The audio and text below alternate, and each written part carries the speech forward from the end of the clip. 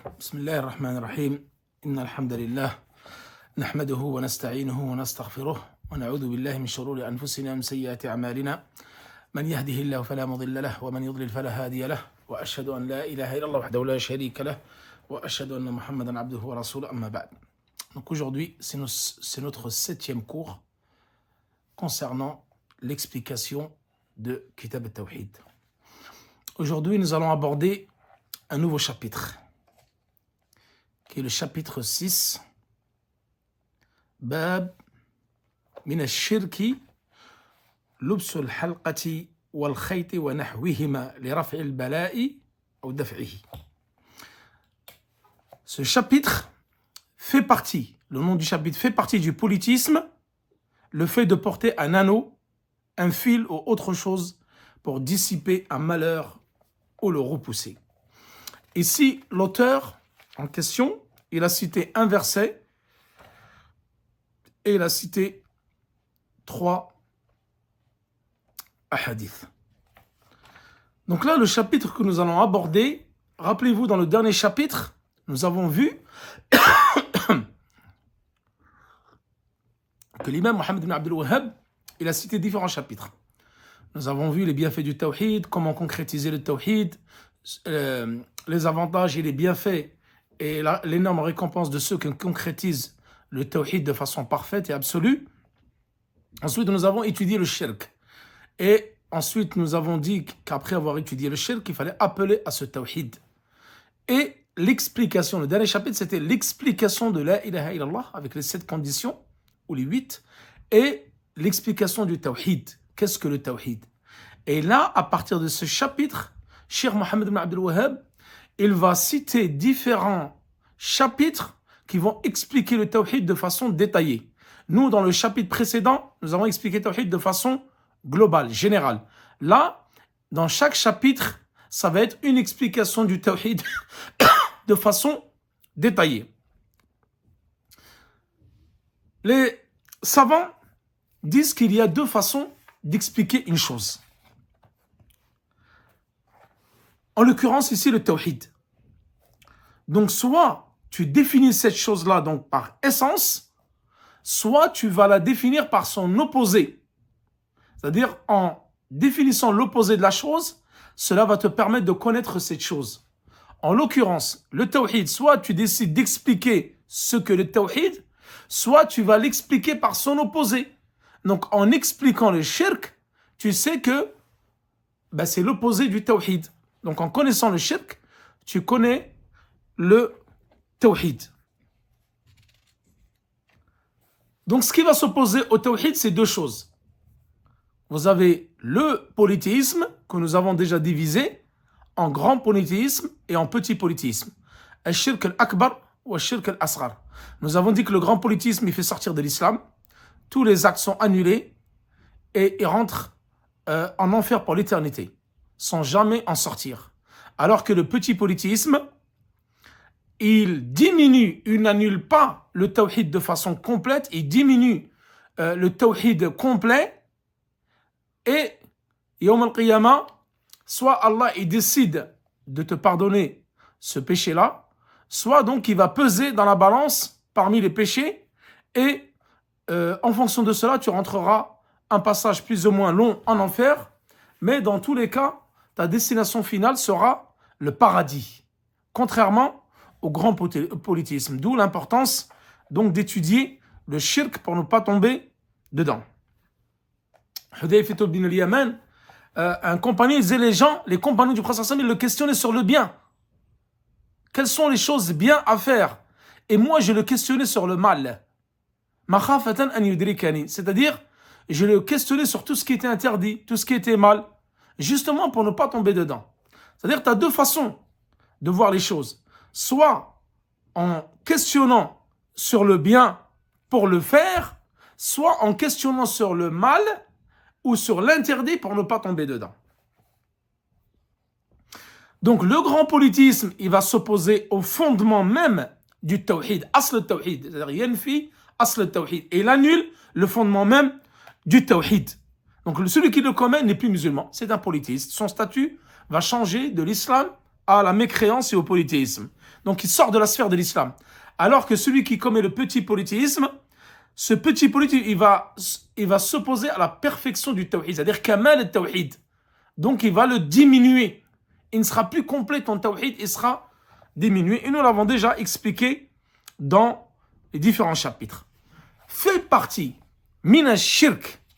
Ici, ce chapitre, il dit que cela fait partie du shirk, du polythéisme, que de porter un anneau, une amulette ou autre, ou des fils. Donc, à l'époque des Arabes, des Quraysh, au temps du prophète sallam, même avant, ils avaient l'habitude de porter des anneaux, des bracelets, des colliers. Soit ils le portaient sur eux-mêmes, soit ils le portaient à leurs enfants, soit sur leur monture, soit dans leur maison, soit sur le devant de la maison, etc. C'était des amulettes pour se protéger. De quoi? Contre un mal qui peut les atteindre ou pour repousser.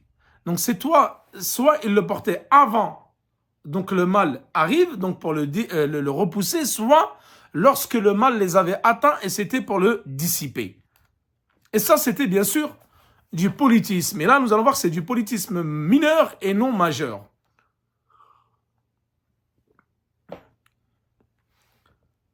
Raf'ul bala, c'est-à-dire le fait de dissiper le malheur. Ça, c'est une fois qu'il est descendu.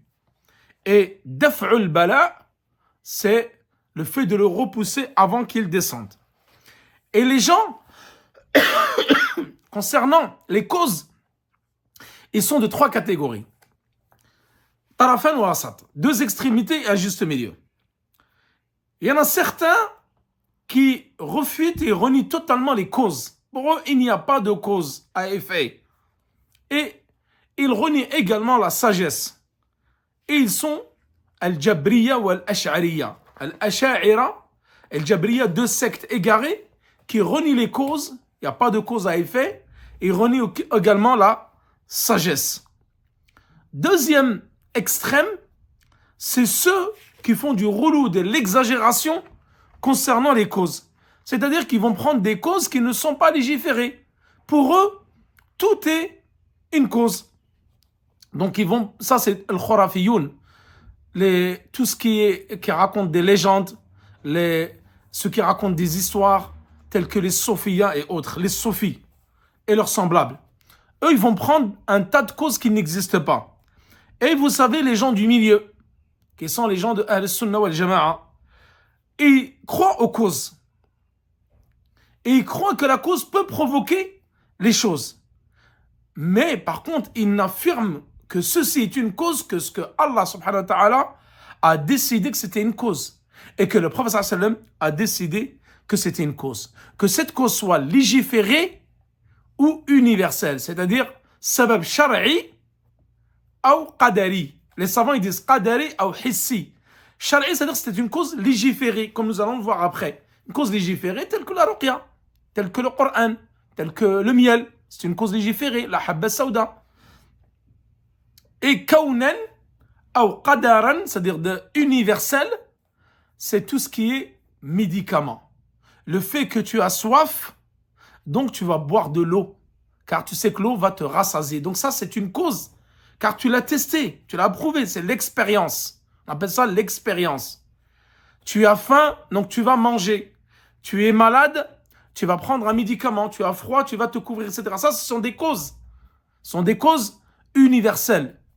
Et l'autre, par exemple, tu es malade, tu vas utiliser la ruqya shar'iyya, ou tu vas utiliser le miel. Donc ça, ce sont des causes légiférées. Car Allah subhanahu wa ta'ala a légiféré, donc tu peux les utiliser. Voilà les 3 types de personnes concernant les causes. Lubsul halqati, le fait de mettre un anneau. Il y a 3 choses. Soit tu crois que le fait de porter cet anneau-là, c'est cet anneau-là qui va te repousser, qui va repousser le malheur, ou qui va t'apporter un bienfait. Et que Allah subhanahu wa ta'ala n'a pas d'incidence sur ce malheur ou ce bienfait. Là, tu rentres dans le shirk al-akbar. ça fait partie du polythéisme majeur qui te fait sortir de l'islam. Soit tu vas, parce que là tu es rentré le pouvoir de cet anneau dans le tawhid al-rububiyyah. C'est-à-dire, tu sais que c'est Allah qui a créé, tu sais que c'est Allah qui a la subsistance, qui a la gérance de l'univers, qui a le pouvoir de faire les choses. Et toi, tu crois que cet anneau-là, ce bracelet, ce fil, a le même pouvoir. Donc, tu as shirk, tu as associé cela dans le tawhid, l'unicité de la seigneurie avec Allah subhanahu wa ta'ala. Ça, c'est le grand polythéisme. Deuxième type, mais qui est mineur, c'est de croire que c'est une cause.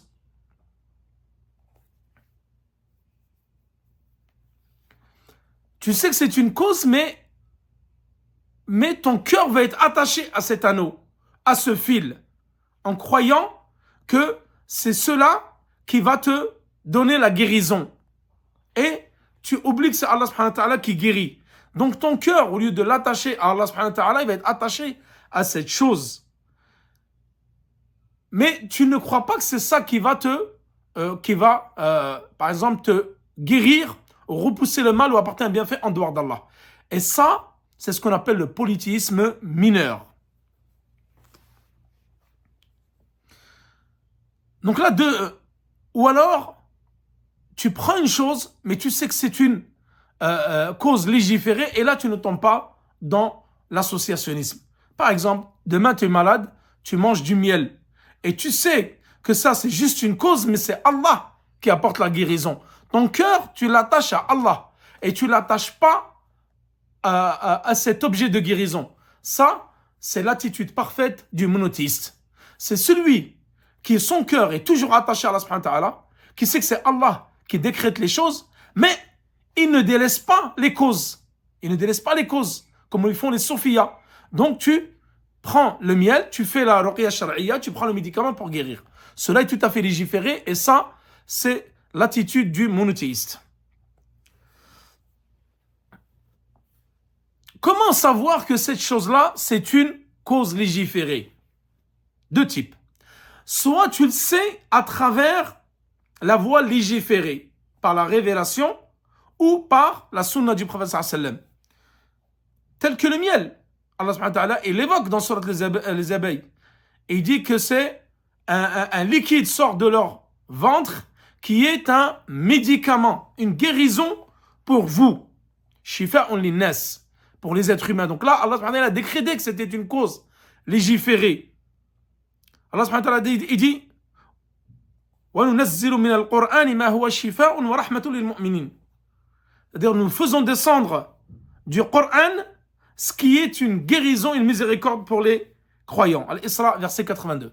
Là, Allah subhanahu wa ta'ala, il a décrété que le Coran était un médicament, une source de guérison et de miséricorde pour les gens. Donc, le fait d'utiliser le Coran dans la ruqya shar'iyya, légiférée, cela est tout à fait permis. Et Allah l'a légiféré, donc tu peux l'utiliser. Imma an tariqat al-qadar, soit avec l'expérience. C'est-à-dire, tu sais que tu es malade, tu as déjà pris ce médicament, il a eu de l'effet sur toi, donc tu sais que ce médicament, il est bon pour telle maladie. Tu as tenté une expérience plusieurs fois, et tu as vu qu'elle était concluante. Qu'en faisant cela, ça te permettait d'avoir telle situation.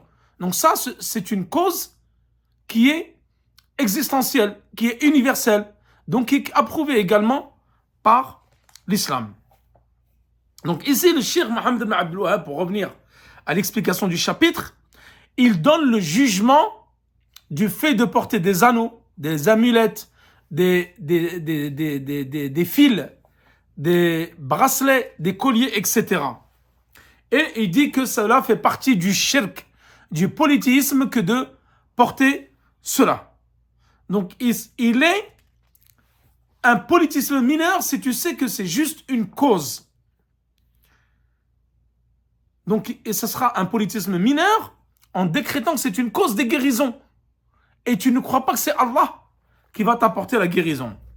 Par contre, si tu crois que cette chose-là, c'est elle qui a une incidence sur la terre et qui peut te ramener un bienfait ou repousser un malheur sans qu'Allah subhanahu wa ta'ala ne soit la cause de cela, alors là, tu es tombé dans le polythéisme majeur. Ici, pourquoi nous disons que c'est un polythéisme mineur? Allah subhanahu wa ta'ala, les gens de science, ils disent que tout ce que tu prends comme étant une cause qu'Allah subhanahu wa ta'ala n'a pas rendu une cause, alors tu es tombé dans le polythéisme mineur. Comme le cas des Arabes ici qui prenaient des amulettes, des anneaux, en les prenant pour cause. Donc ils les ont pris pour cause alors que ce n'est pas une cause légiférée. Donc là, ils sont tombés dans le polythéisme majeur. Et les causes, donc nous l'avons déjà cité, les causes légiférées et les causes qui sont universelles.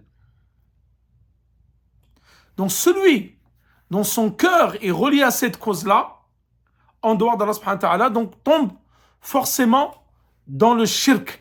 Surtout lorsqu'il prend une cause qui n'est pas légiférée. Également, le fait de porter cet anneau-là, ces amulettes, ça peut être une cause qui va te mener au polythéisme majeur, comme je l'expliquais donc juste auparavant. Donc les causes qui t'amènent au polythéisme majeur sont un polythéisme mineur. Ça, c'est une règle chez les savants. Wasa'il al-shirk al-akbar, shirkun asghar. Les causes qui te mènent au grand polythéisme, alors ce sont un petit polythéisme. Premier verset, Allah subhanahu wa ta'ala dit قل أفرأيتم ما تدعون من دون الله إن أرادني الله بضر هل هن كاشفات ضره أو أرادني برحمة هل هن ممسكات رحمته. Surat les groupes, verset 38. Là, Allah subhanahu wa ta'ala, il dit dans ce verset Afara'aytum ay akhbiruni. Là, le prophète sallallahu alayhi wa sallam, il dit dites-moi, il s'adresse au polythéisme, aux polythéistes de Mecca. Dites-moi, voyez-vous que ceux que vous invoquez là en dehors d'Allah, c'est-à-dire qui? Leurs fausses divinités, les idoles, les pierres, les arbres, les statues. Si Allah vous voulait du mal, est-ce que ces divinités pourraient dissiper son mal, c'est-à-dire le mal d'Allah subhanahu wa ta'ala? Et s'il me voulait une miséricorde, pourrait-elle retenir la miséricorde d'Allah subhanahu wa ta'ala? Donc Allah subhanahu wa ta'ala, à travers ce verset, il explique que les polythéistes, dans leur croyance, ils croyaient que les divinités avaient un effet bénéfique ou pouvaient repousser un mal. C'est pour ça qu'ils adoraient ou ils adoraient ces divinités avec Allah subhanahu wa ta'ala. وَإِذَا سَأَلْتَهُمْ مَنْ خَلَقَ السَّمَاوَاتِ وَالْأَرْضِ لَيَقُولُنَّ اللَّهُ. Si tu les questionnais, qui est-ce qui a créé les cieux et la terre? Ils te diront certainement c'est Allah. Donc là, les polythéistes, ils, dans l'unicité de la seigneurie, ils n'associent rien à Allah. Ils savaient que c'était Allah qui les avait créés. Ils savaient que c'était Allah qui donnait la subsistance. Mais ils associaient à Allah quoi? Leur divinité dans l'unicité de l'adoration. Ils invoquaient autre qu'Allah. Et là, par ce polythéisme-là, dans l'adoration, Tawhid al-Uluhiyya, le fait qu'ils aient associé par leur invocation de leur divinité une chose à Allah subhanahu wa ta'ala, ils sont tombés dans le polythéisme majeur. Et cela montre, comme nous l'avons déjà expliqué dans les trois fondements, le tawhid d'unicité, il est divisé en trois catégories. Et que tawhid al-Rububiyya, c'est-à-dire l'unicité de la seigneurie, implique forcément l'unicité de l'adoration. Et qui sont imbriqués les uns les autres et qui sont indissociables. L'un implique l'autre. C'est-à-dire, si tu associes Allah dans l'adoration, tu l'auras alors forcément associé dans la seigneurie. Et si tu l'associes dans la seigneurie, tu l'auras alors associé dans l'adoration. Et cela également valable dans les noms et attributs. Ici, les Qurayshites, les polythéistes, à qui s'adresse le prophète sallallahu alayhi wa sallam, ils n'ont pas associé Allah dans la création ou dans la seigneurie, non, l'unicité, mais ils l'ont associé dans l'adoration, dans le fait qu'ils invoquaient autre qu'Allah. Et cela ne les a pas empêchés d'être des polythéistes. Et ne les a pas fait rentrer dans l'islam pour autant. Cela montre que tu peux reconnaître qu'Allah c'est le créateur, c'est le gérant de l'univers, c'est celui qui dispense la subsistance, mais cela ne va pas forcément te faire rentrer dans l'islam. Puisque vu que tu vas l'associer ou invoquer autre qu'Allah, alors tu vas tomber dans le polythéisme majeur.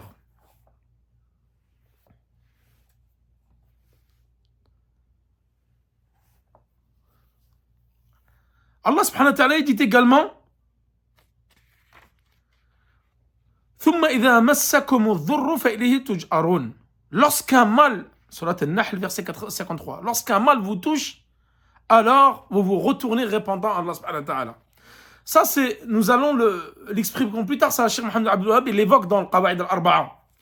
Il disait que les mushrikoun, lorsqu'une calamité s'abat sur eux, un malheur, ils reviennent à Allah subhanahu wa ta'ala, ils implorent Allah subhanahu wa ta'ala, yuwahidun Allah huna. Mais lorsque ce malheur part, il est dissipé, ils sont dans l'aisance, alors ils retournent à leur polythéisme et ils associent des divinités à Allah subhanahu wa ta'ala. C'est pour ça qu'en son temps, Cheikh Mohammed ibn Abdul Wahhab, il dit Mushriki zamanina, c'est-à-dire les polythéismes de notre temps, l'époque a'zamu wa aghladu shirkan min al-awwalin. Ils étaient encore pires que ceux des premières générations au temps du prophète sallallahu alayhi wa sallam. Ça, nous le verrons, Inch'Allah, dans les 4 bases. Ensuite, Cheikh Mohammed Abdul Wahhab, il évoque ici un hadith, le premier hadith. Imran ibn Hussein, qu'Allah l'agrée, il rapporte. عن عمران بن حسين رضي الله عنه أن النبي صلى الله عليه وسلم رأى رجلا في يده حلقة من صفر فقال ما هذه؟ قال من الواهنة. فقال النبي صلى الله عليه وسلم أنزحها فإنها لا تزيدك إلا وهنا فإنك لو مت وهي عليك ما أفلحت أبدا. رواه أحمد بسند لا بأس به. C'est-à-dire que Imran ibn Hussein, qui était un compagnon du prophète sallallahu alayhi wa sallam, qu'Allah l'agrée, rapporte que le prophète sallallahu alayhi wa sallam vit un homme portant au poignet un anneau de cuivre. Il lui demanda qu'est-ce que cela? L'homme répondit c'est contre la faiblesse, al-wahina. Le prophète lui dit alors débarrasse-toi-en, car cela ne t'apportera que surplus de faiblesse. Et si tu meurs en portant cet anneau, tu connaîtras jamais le succès. Rapporté par Ahmed, l'imam Ahmed, avec une chaîne de rapporteurs ne présentant pas de défaut. Donc là, concernant ce premier hadith, il a été rapporté par l'imam Ahmed, par Ibn Majah, wal-Bazzar, wal-Tabarani, wal-Ibn Hibban, wal-Hakim, wal-Sahahahu, Ibn Hibban. Il a été authentifié par Ibn Hibban. Tout cela, ce sont des imams parmi les imams du hadith qui ont rapporté ce hadith de Imran ibn Hussein. Ibn Baz, Cheikh Ibn Baz, rahimahullah, il dit Isnadu jayyid, sa chaîne de transmission est bonne.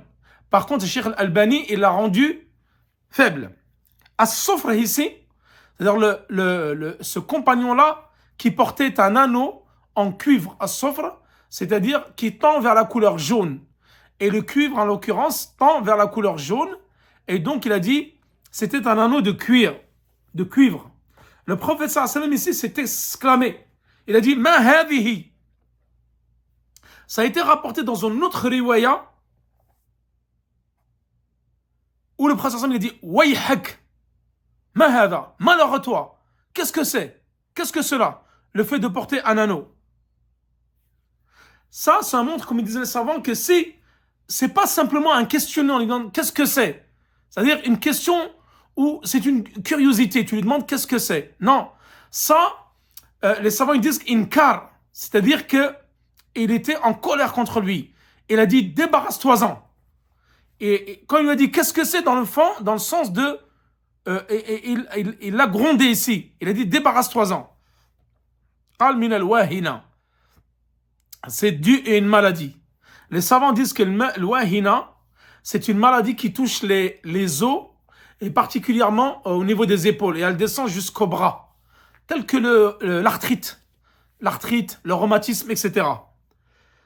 Et ce compagnon-là, il l'a porté en pensant que ça allait le protéger contre l'arthrite. ou l'arthrose.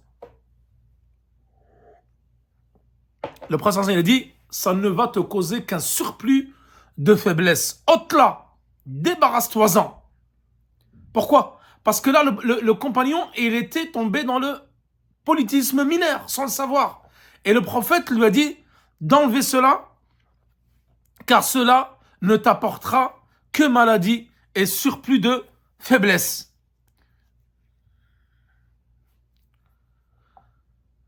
Ici, le prophète sallam lui a dit et lui a montré que celui qui porte cela, Allah subhanahu wa ta'ala va le châtier en lui rajoutant, c'est-à-dire toi en l'apportant tu vas croire que ça va t'apporter la santé, guérir. Contraire, en l'apportant, Allah va te donner le contraire de ce que tu espères et va te rajouter la maladie et un surplus de faiblesse. Dans une autre riwaya, une autre chaîne de transmission rapportée par Al-Hakim, ça c'est Imran ibn Hussein qui raconte ici.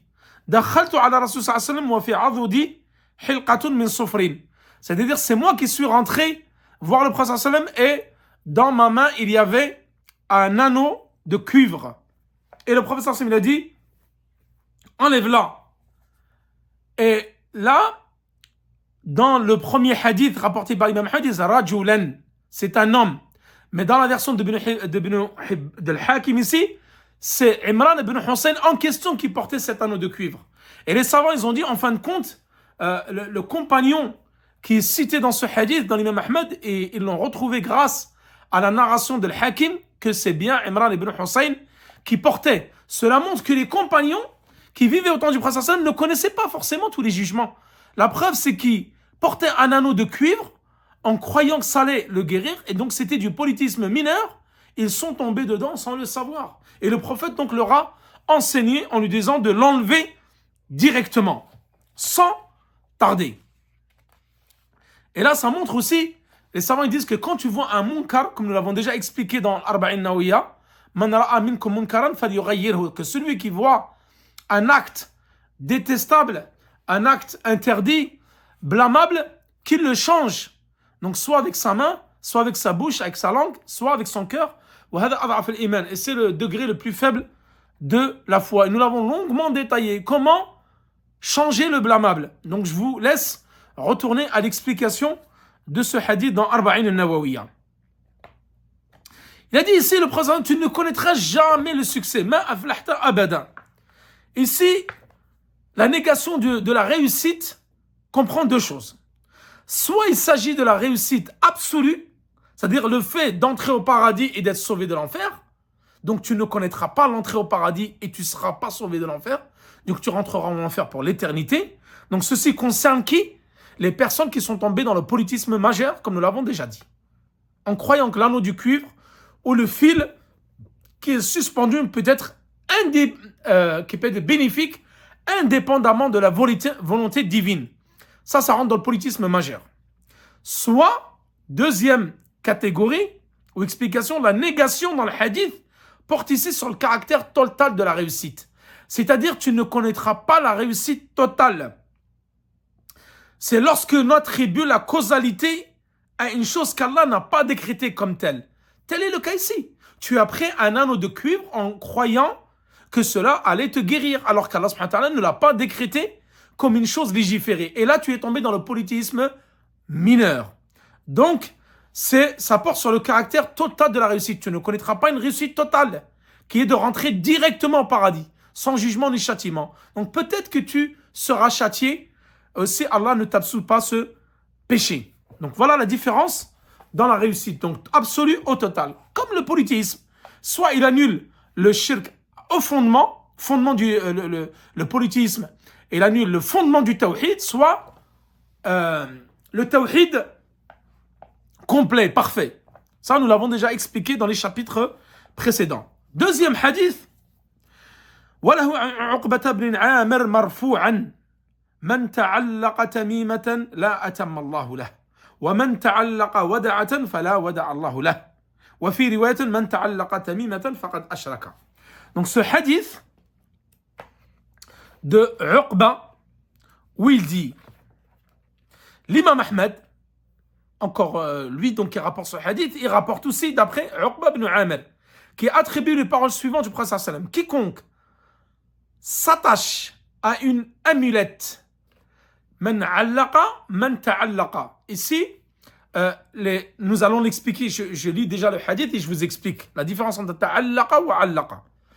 Celui qui s'attache à une amulette, at-tamima, c'est l'amulette, qu'Allah fasse en sorte que ses projets n'aboutissent pas. Et que qu'on s'attache à un coquillage, wada'a, qu'Allah ne lui laisse pas goûter le repos. Dans une autre version du hadith, il dit, quiconque porte une amulette aura commis un acte de polythéisme. Donc là, l'imam Ahmed rapporte, il dit dans une autre version, en vérité, c'est deux hadiths différents. Donc là, en fin de compte, c'est un autre hadith. Le terme ici, s'attacher, englobe le fait de s'accrocher l'amulette au cou, mais également l'attachement du cœur. Allaqa, comme ils disent les Arabes, les linguistes, allaqa, c'est le verbe accrocher. Ta'allaqa, ils disent il y a ziyadatun fil mabna tufidu ziyadatan fil ma'na. Le fait que tu rajoutes une lettre dans le verbe qui devient un autre verbe, alors ça c'est un surplus dans la définition et dans le sens. Allaqa, c'est porter. Ta'allaqa, c'est porter et attacher son cœur, c'est-à-dire s'attacher. Tu attaches et tu t'attaches. Toi, c'est-à-dire ton cœur s'attache à cette chose-là, à cette amulette. Ici, il dit ta'allaqa. Donc, tu as attaché cette chose en t'attachant à cette chose par ton cœur. Le terme ici, donc l'amulette, c'est l'attachement donc du cœur à cet objet-là. Ce hadith, donc rapporté par l'imam Ahmed, Sahih al-Isnad, c'est-à-dire qu'il a une chaîne de transmission qui est authentique. Et le deuxième hadith, c'est un autre hadith rapporté également par l'imam Ahmed. Donc le premier hadith, il a été également rapporté par Abu Ya'la, wa Tabarani, wa Ibn Hibban, wa al-Hakim, wa Sahaha al-Hakim, c'est-à-dire il l'a authentifié. Al-Hakim, Sahib al-Mustadrak, wa wafaqahu al-Dhahabi, l'imam al-Dhahabi, c'est-à-dire qu'il était d'accord avec Al-Hakim dans le fait de l'authentifier. Wa hassanahu al-Arnaout, c'est-à-dire qu'il a jugé bon Shu'aib al-Arnaout, wa Ibn Baz, l'imam Ibn Baz également l'a jugé authentique. Mais par contre, le Cheikh Al-Albani, il l'a jugé faible. Mais ici, certains qui expliquent Kitab al-Tawhid, ils disent que l'avis le plus juste, c'est que ce hadith-là, il est authentique. At-Tamima, c'est quoi? C'est une amulette. Vous savez, les amulettes dans les pays arabes et musulmans, ils attachaient ça aux enfants, autour du cou des enfants, ou en tant que bracelet, ou un anneau, etc. Ils attachaient par exemple un fer à cheval devant la porte. Ils attachent par exemple une chaussure dans le rétroviseur de la voiture, rétroviseur intérieur de la voiture, en croyant que cela porte bonheur, ou que cela permet de chasser le mauvais œil et les méfaits et tout ce qui peut te causer du tort. Également, ceux qui portent les mains de Fatma, comme on appelle cela. Tout cela, c'est du shirk al-asghar, c'est du polythéisme mineur. Le fait de le porter et de croire que c'est une cause, qu'Allah subhanahu wa ta'ala n'a pas décrété que c'était une cause. Et le wada'a ici, c'est quoi? Ce sont les coquillages, donc que les gens ramassent sur les plages. Pareil, et ils prenaient des coquillages et les enfilaient dans des fils et les attachaient autour des mains, autour du cou, en croyant que ça allait te porter bonheur et ça allait repousser un mal. Tout cela constitue du polythéisme mineur. Et le deuxième hadith que j'ai rapporté ici, donc qui a été rapporté par l'imam Ahmed, qui dit Man ta'allaqa, quiconque porte une amulette aura commis un acte de polythéisme.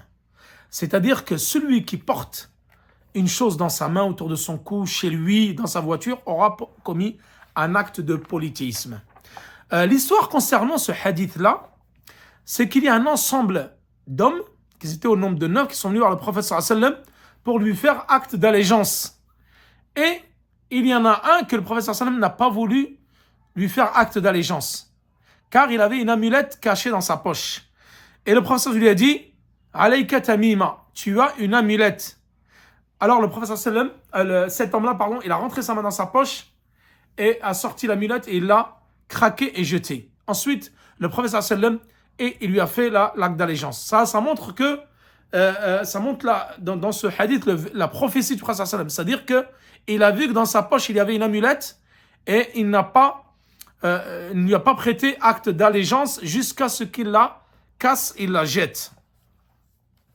Ensuite, dernier hadith qui a été rapporté par Ibn Abi Hatim, l'imam al-Mufassir, qu'est-ce qu'il dit? Ibn Abi Hatim rapporte de Hudhayfa qu'Allah l'agrée, il vit un homme porter au poignet un fil censé le protéger contre la fièvre, al-humma.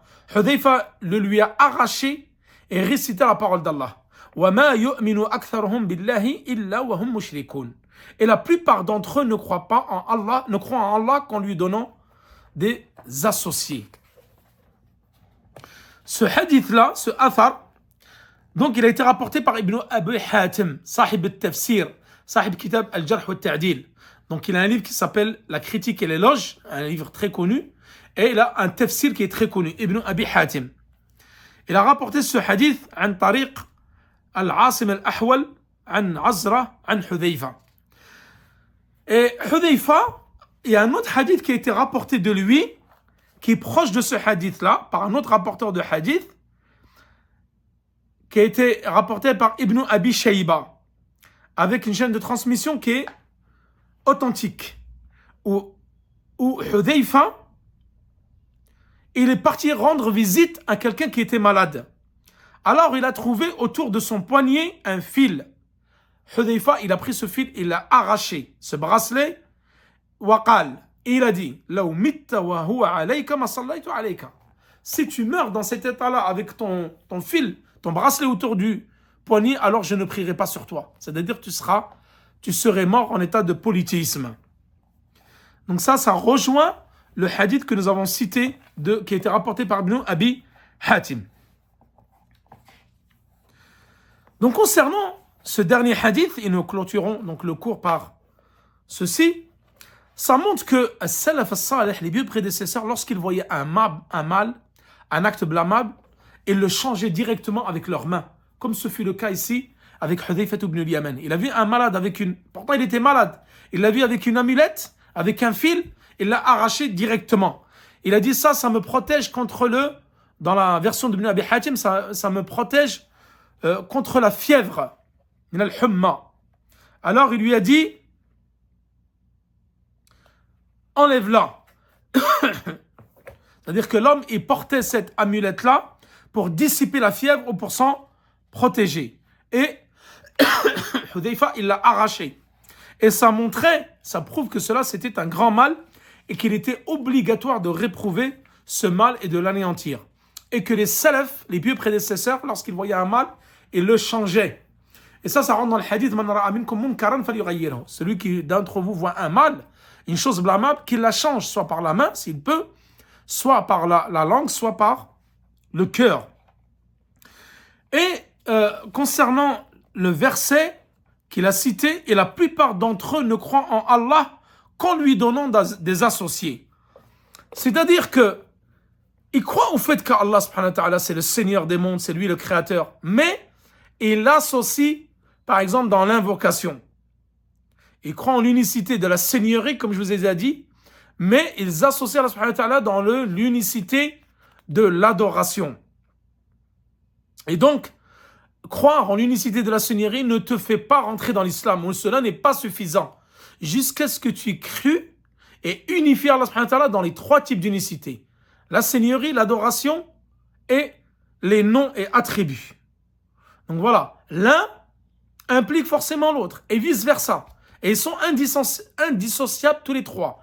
Si le shirk, le polythéisme, apparaît dans l'un, donc il annule tous les trois et par conséquent tu deviens polythéiste et tu sors de l'islam lorsque tu commets le polythéisme majeur. Également, les savants ils disent que là, les compagnons, lorsqu'ils voyaient un polythéisme mineur, ils utilisaient une preuve C'est-à-dire un verset du Coran qui concerne le polythéisme majeur. Ce verset-là, c'est une preuve qui concerne le polythéisme majeur, c'est-à-dire qui donne à Allah des associés. Donc, ils sont tombés dans le polythéisme majeur. Mais ils utilisent là, ce verset-là, concernant le polythéisme majeur, comme argument au sujet du polythéisme mineur. Parce que Hudayfa ici, il a vu l'amulette, il l'a arrachée, et ça, nous avons dit que porter une amulette, c'était du polythéisme mineur. Mais Hudayfa, il lui a ramené la preuve avec un verset qui concerne le polythéisme majeur. Voilà donc concernant l'explication de ce bab qui n'était pas très long par rapport aux autres. Et nous continuerons donc la semaine prochaine. Et je vous donne rendez-vous demain pour le reste des explications des conditions de la prière de Minhaj Shalikin. Wa sallallahu ala nabina Muhammad wa ala alihi wa sahbihi wa sallam. Wallahu ta'ala a'la wa a'lam. Wassalamu alaikum wa rahmatullahi wa barakatuh.